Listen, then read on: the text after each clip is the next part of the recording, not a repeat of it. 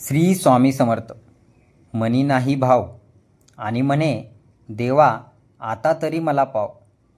ही मन तेवढीच सार्थक ठरते फक्त काही लोकांना, ज्यांना परमेश्वराला शॉर्टकटमध्ये आणि बायपास वेने भेटायचं आहे आणि असतं.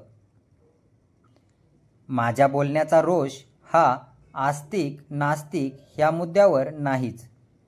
परमेश्वराला मानणं आणि त्याची भक्ती करणं हा ज्याचा त्याचा वैयक्तिक प्रश्न आहे.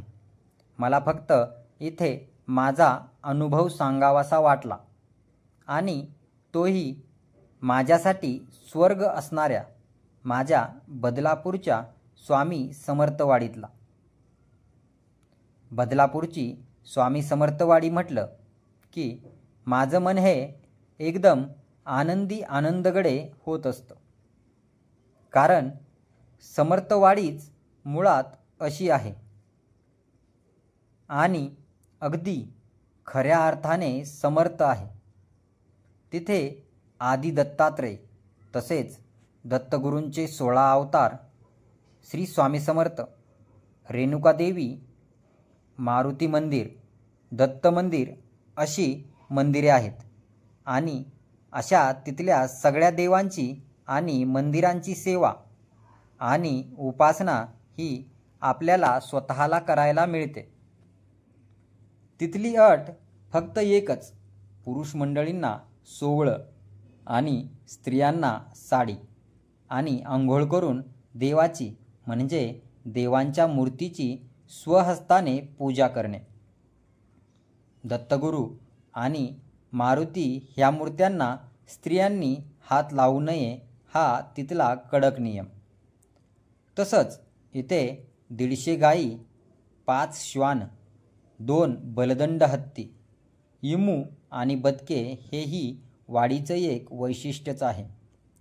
ह्या गुरुपौर्णिमेला मला हा सुंदर अनुभव आला तो असा की ह्या गुरुपौर्णिमेनिमित्त मी 2 दिवसांच्या उपासनेला समर्थवाडीत गेले होते आणि ह्यावेळी स्वामी सखांचे म्हणजेच गुरूंचे पाद्यपूजन पण करायचे होते.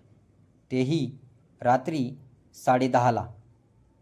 जवळजवळ 500 लोक त्यावेळी तिथे हजर होते पाद्यपूजनासाठी. सगळ्यांना उपासना आणि सेवा दिल्या गेल्या. तसंच मलाही उपासना आणि सेवा दिली गेली.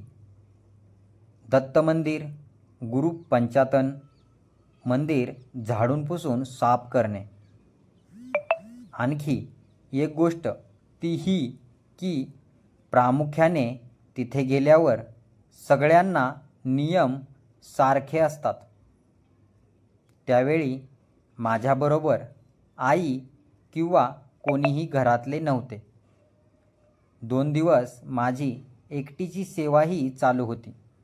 सेवेनंतर पद, आरत्या, जपमाळा, पालखी अशा उपासना सुद्धा चालू होत्या. वाडीचे नियम हे सुद्धा खूपच कडक आहेत.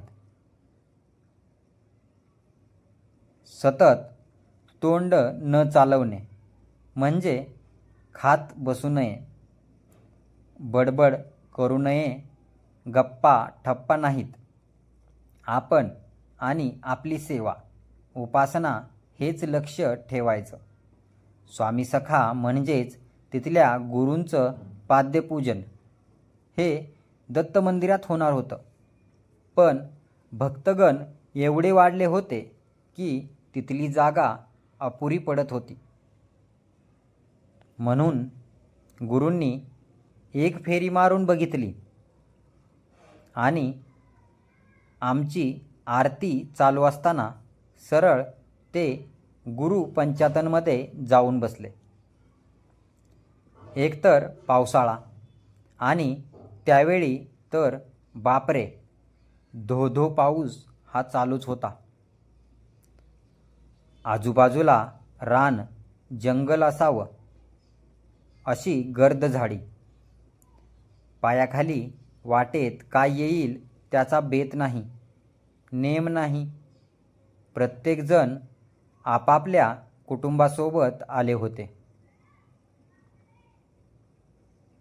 आणि जसं ज्यांना समजलं की पूजा ही दत्त मंडपात नाही, तसं जो तो गुरूंच्या दर्शनाला गुरु पंचायतनमध्ये गेला. संपूर्ण मंडप हा रिकामा झाला आणि मी आपली एकटीच तिथे 4-5 स्त्रियांसोबत गुरु येतील अशी वाट बघत होते.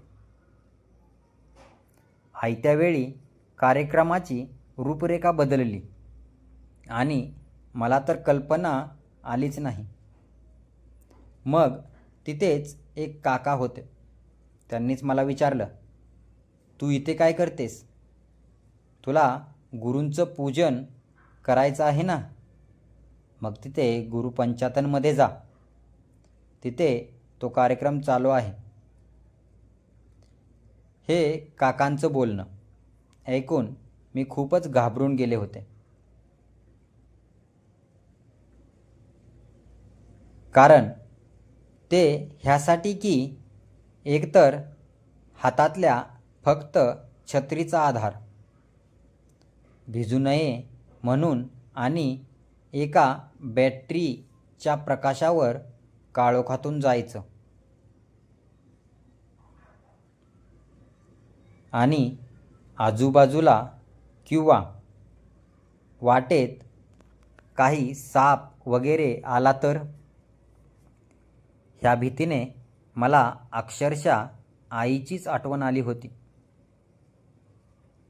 स्वामींना हाक मारली, आता तुम्हीच सोबत चला ह्या भयान अंधारात.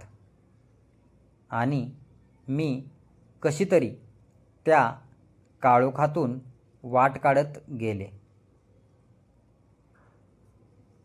धो धो पाऊस चालू होता, तो वेगळाच. पोहोचली एकदाची, घाबरत घाबरत, आणि तिथे जाऊन बघितलं तर बापरे, केवढी गर्दी लोकांची. म्हटलं आता कसला माझा नंबर लागणार आणि मला गुरूंची पूजा करायला मिळणार. त्यात जवळजवळ 500 लोक भर पावसात उभी होती. त्या गर्दीत जाऊन उभं राहणार तेवढ्यातच एक काकी एकदम बोलल्या, तू इथून ये, त्या गर्दीत जाशील तर खूप वेळ लागेल.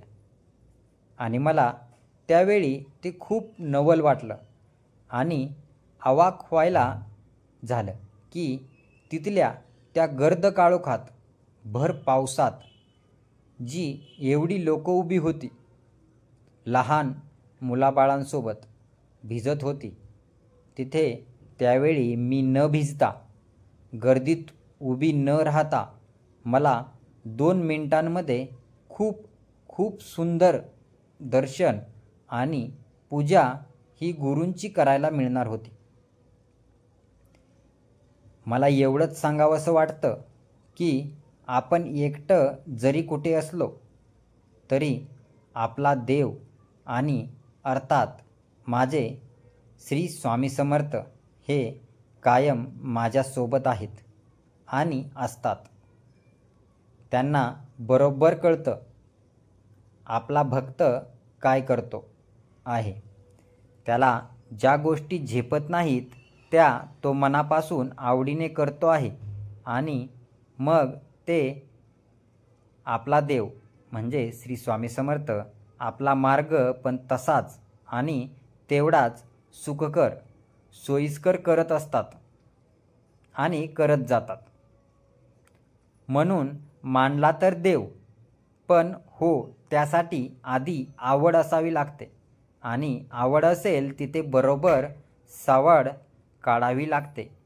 आणि सवड मिळाली की बरोबर भक्ती साध्य होते आणि आपोआप मग परमेश्वरावरचा विश्वास साध्य होतो.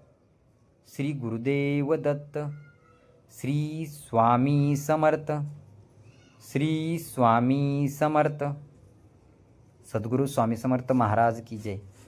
हे अनुभव आपल्या एका स्वामी भक्त यांनी शेअर केलेला आहे. तो असा. आपले सर्वांचे खूप खूप आभार. श्री